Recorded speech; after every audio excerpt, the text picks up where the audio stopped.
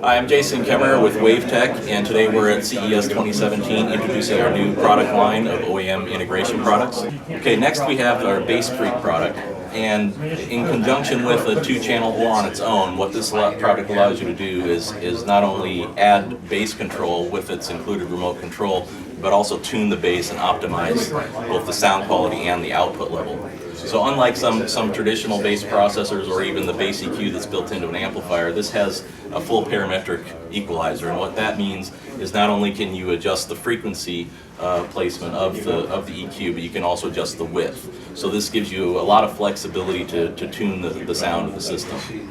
But of course, with any subwoofer system, the peaks and dips, the response depends greatly on not only your car, but also the type of box and the type of subwoofer you're using. And typically, the built-in features of a subwoofer amplifier, which all tend to have low-pass filters. Some may have a subsonic filter, also known as an infrasonic filter. Some may not. If they do, it's usually fixed.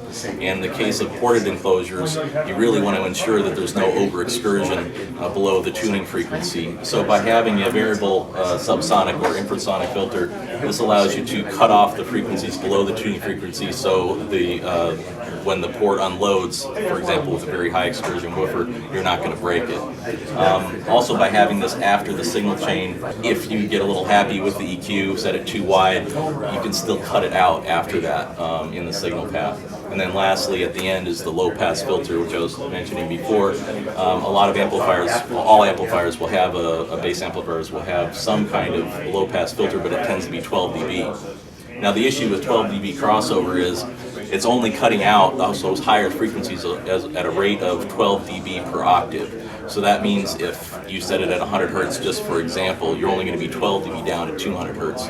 So that means a lot of those high frequencies are still getting through.